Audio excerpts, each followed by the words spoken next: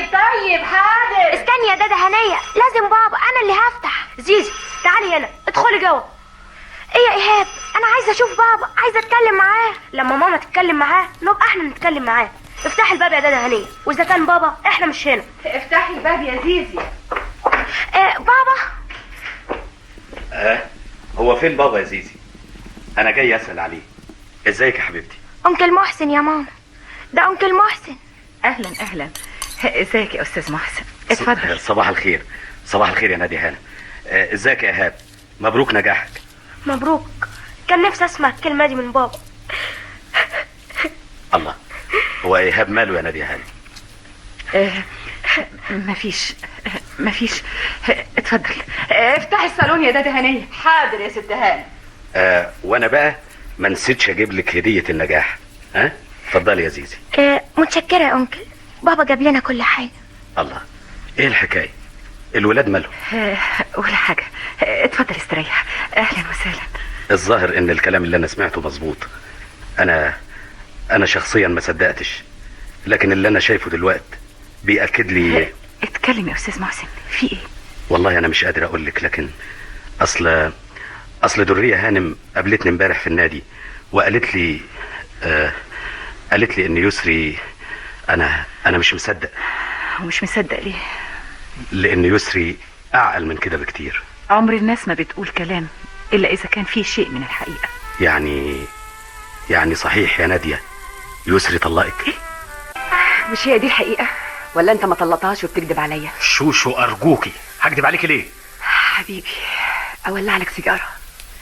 بص لي يا يسري، عايز اعرف من عينيك الحقيقة. عايز اشوف الحب اللي حرمتني منه نادية سنين طويلة. حب ايه؟ حبك يا يسري، حبك اللي علمني الانتصار، علمني الصبر. انا مش فاهم حاجة ابدا. عايز تفهم؟ ارجع بالسنين لورا، لأيام الجامعة. فاكر أول سنة دخلنا الكلية أنا ونادية لما قابلناك في الكلية؟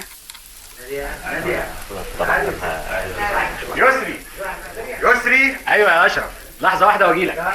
مين يسري ده يا أشرف؟ يسري فهمي في الليسانس، وكمان أمين اتحاد الطلبة. شخصية ظريفة جدا. باين عليه، مش كده يا نادية؟ ما تحكميش على الناس من مظهرهم. ما عرفتناش يا شوشو، صاحبتك اسمها ايه؟ نادية مصطفى. اهلا اهلا اهلا، دي فرصة سعيدة يا ناني. من فضلك يا استاذ اشرف، انا اسمي نادية مش ناني. يا ستي ده اسم الدلع. ما شوشو مثلا اسمها شاهيناز وكلنا بنقول لها يا شوشو. معلش، دي مسألة بقى ترجع لها هي. عن اذنكم عندي محاضرة. يا ستي يعني خلاص جت من محاضرة. ايوه يا اشرف، تحت امرك. سعيد يا جماعة. الله، الانسة ماشية ليه؟ لازم يا سيدي تحضر جميع المحاضرات، مش بس كده، ما بتفوتش كلمة يقولها الأستاذ. طب ده شيء ظريف جدا، أنا أحييك يا أنسة. نادية مش ناني، أحسن تقع في المطب اللي وقعت فيه. أصلها ما بتحبش الدلع يا سيدي. المفروض يا أستاذ إنك تكون دقيق شوية في تحديد الأشياء، لأن العلاقة اللي بيني وبين شاهيناز زمالة مش صداقة. ما تفرقش كتير ولا إيه يا يوسف؟ ما تتكلم يا أخي. هي في الحقيقة تفرق كتير كتير قوي، والأنسة بتتكلم كلام موضوعي. طب بقى لما أقوم أروح المحاضرة أنا كمان علشان أعرف أتكلم كلام موضوعي يعجب الأستاذ يسري. كنت بحاول طول السنة أخليك تحس بيا، ما كانش قدام عينيك غيرها، وقدرت تأثر عليك لحد ما خطبتها. ولما سمعت الخبر ما قدرتش، كان متهيألي أموتها أخلص منها. للدرجة دي كنت بتحبيني؟ أكتر من أي شيء في الدنيا.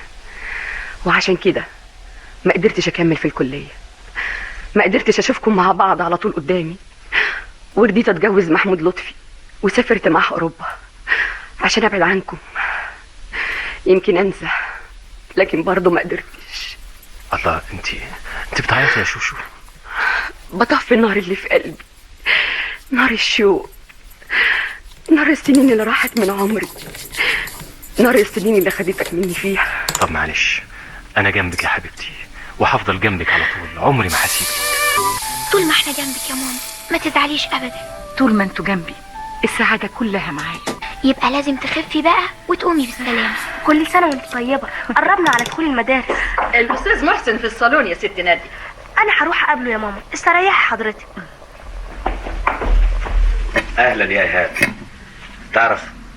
مع اني واخد على خاطري منك، لكن حبي ليك ما بيخلينيش ازعل منك. وتزعل مني ليه يا أنكل؟ علشان رفضت تقبل هدية النجاح اللي جبتها لك. يا أنكل أنا بنجح علشان النجاح في حد ذاته. برافو عليك، برافو عليك. احيانا بحس انك راجل كبير وبيعجبني تفكيرك. متشكر يا أنكل. لكن قولي، انت ما بقيتش تروح النادي ليه؟ كرهت النادي وكرهت الناس اللي فيه. ازاي بقى وده كلام؟ أما بروح النادي بلاقي الناس مش هي اللي كنت بعرفها. ساعة ما يشوفوني أنا وزيزي يودوا وشهم الناحية التانية. وبتشوفهم ازاي يا حبيبي؟ ببص ورايا ألاقيهم دوروا وشهم ناحيتنا. وليه ما تبصش قدامك وما يهمكش اللي بيقولوه؟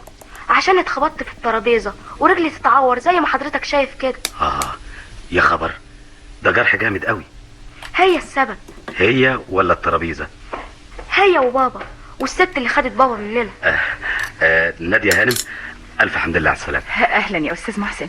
قولي ده يا حبيبي تجيب القهوة. حاضر يا ماما.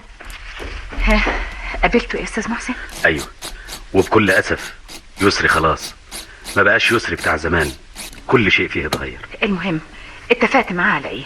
هو ما ادانيش فرصة للتفاهم معاه في اي حاجة، وكمان كانت الهانم موجودة معاه. على العموم كتر خيرك، انت تعبت قوي معانا. ما تقوليش كده يا نادية هانم، ايهاب وزيزي زي ولادي بالظبط. وهم كمان بيحبوك قوي وحاسين بكل اللي انت بتعمله عشانهم. انا ما عملتش اي حاجة، ولازم تتأكدي ان انا تحت امرك وامر الولاد في اي شيء اقدر اقدمه او اعمله. مين اللي على التليفون يا ايهاب؟ واحد صاحب بابا بيسأل عليه. هو قلت له ايه؟ قلت له ممكن يكلمه في المكتب.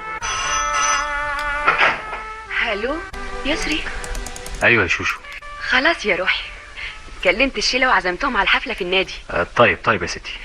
مالك يا حبيبي، في حاجه؟ لا ابدا، اصلي براجع ملفات القضايا لاني نازل رايح المحكمه كمان شويه. انت اللي هتروح المحكمه؟ ما تبعت عبد الله يطلب التاجيل.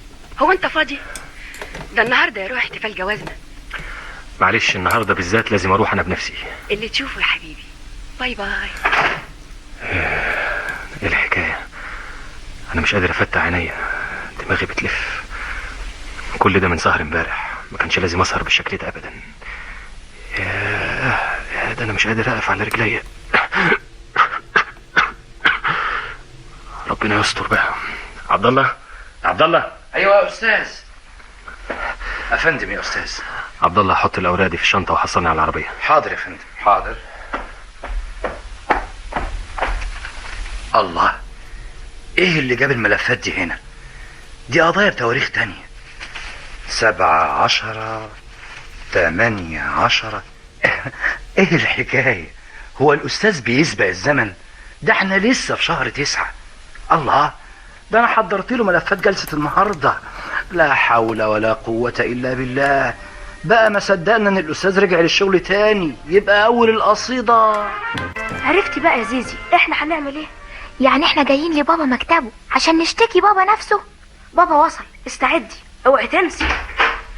مين؟ بابا حبيبي وحشتني قوي. ولادي حبايبي زيكم. تعالي يا زيزي اقعد جنبي يا ايهاب. من فضلك يا استاذ يسري. ها؟ استاذ يسري؟ ايهاب انت؟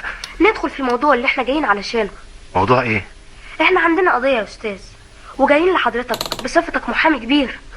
قضية؟ انت بتقول ايه يا ايهاب؟ ما تستغربش يا استاذ يسري، اصل والدي كان محامي كبير ومشهور. كان؟ ايوه، لما كان عايش معانا، ولما سابنا ومشي ما فضلش منه غير شوية كتب كنت دايما اقرا فيها عشان احس انه لسه عايش معانا. ايهاب انت؟ احنا مش جايين لحضرتك عشان نستعطفك، احنا جايين عشان ناخد حقنا وبالقانون.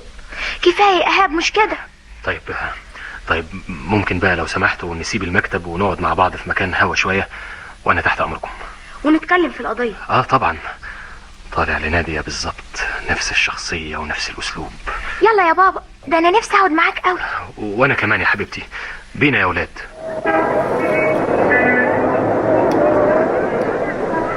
وانت عرفت ازاي اني عند الدكتور؟ طبعا من ده هنية، اتصلت بيكي بعد ما نزلتي على طول. اخبارك ايه يا نادية؟ قدمت طلب في شركة المقاولات العربية والحمد لله هستلم الشغل قريب قوي. ايه؟ تشتغلي؟ ازاي الكلام ده يا نادية؟ الله، فيها ايه؟ زي بقية الناس يا استاذ محسن. انت عارف انا كان نفسي اشتغل بعد ما اتخرجت، لكن يسري رفض. وانا كمان مش موافق انك تنزلي الشغل بعد السنين الطويلة دي. امال تفتكر اعمل ايه؟ هو ده اللي انا فكرت فيه يا نادية.